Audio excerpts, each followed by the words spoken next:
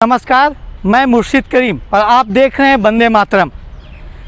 दिल्ली नगर निगम की कर्मचारियों की वेतन को लेकर दिल्ली हाई कोर्ट सख्त। जैसा कि आप सबको पता है, एमसीडी की कर्मचारियों की तनख्वाह को लेकर हमेशा दिल्ली सरकार और एमसीडी के बीच आंख मिचौली का खेल होता रहा है। हर समय, हर 2 महीना, हर साल में कर्मचारी हड़ताल पर चले जाते हैं और लोग परेशान हो जाते हैं। हड़ताल पर जाने का रीज़न यही है कि तनख्वाह तय सीमा पे नहीं दी जाती है। उसी को लेकर आज दिल्ली हाई कोर्ट ने एक टिप्पणी की है, एक आदेश दिया है कि किसी भी कीमत पे दिल्ली नगर निगम के कर्मचारियों को वेतन दिया जाए। इस संबंध में दिल्ली सरकार के उप मुख्यमंत्री मनीष सिसोदिया क्या कहता है कोर्ट के डिसीजन के बाद, आइए पहले सुन लेते हैं।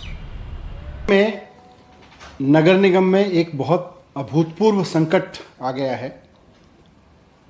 पिछले 20 साल से यहाँ पर भारतीय जनता पार्टी की सत्ता है। लोग भारतीय जनता पार्टी पे भरोसा करके उनको नगर निगम की सत्ता देते आ रहे हैं कि बीजेपी उसको ठीक से चलाएगी, साफ सफाई के काम को, प्राइमरी एजुकेशन, प्राइमरी हेल्थ और बिल्डिंग वगैरह, इन सब के काम को ठीक से करेगी भारतीय जनता पार्टी।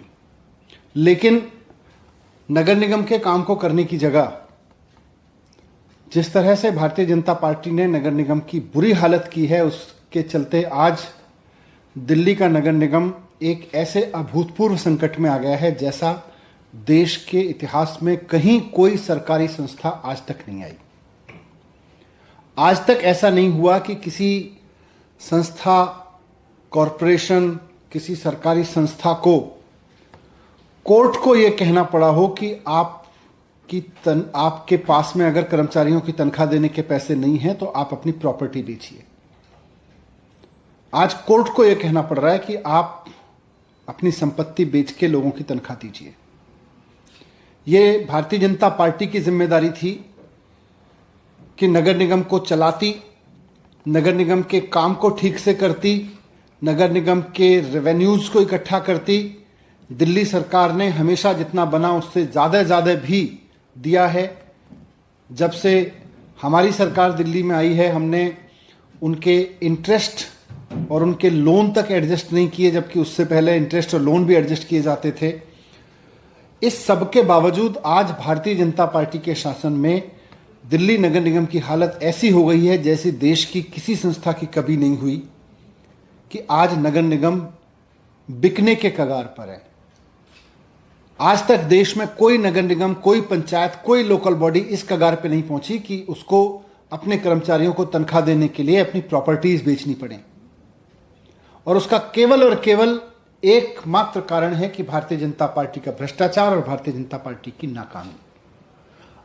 नगर निगम का जो मूल काम है, साफ सफाई, आज 20 साल में भारतीय जनता पार्टी एक वार्ड नहीं बता सकती कि इस वार्ड को हमने मॉडल वार्ड बना दिया है और ये हमने इतना साफ करके रखा हुआ है, यहां गंदगी नहीं है।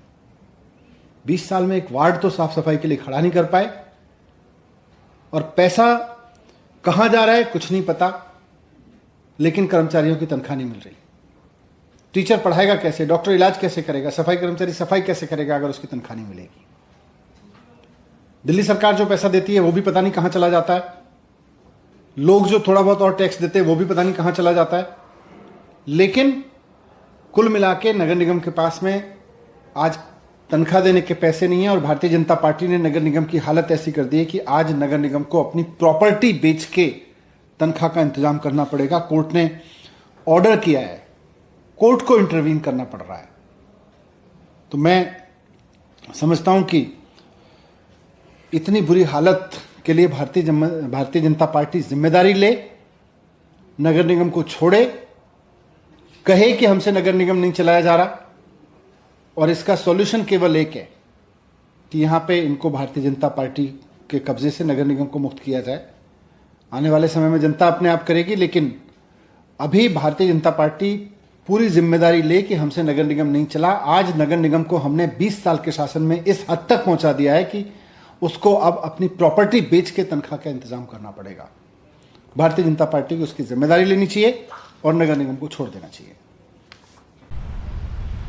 आपने सुना देश के राजधानी दिल्ली में नगर निगम के कर्मचारियों की वेतन को लेकर काफ़ी हंगामा बरपा हुआ है और आपने सुना कोर्ट ने किस कदर टिप्पणी की है और आपने सुना टिप्पणी के बाद दिल्ली के उप मुख्यमंत्री ने क्या कहा।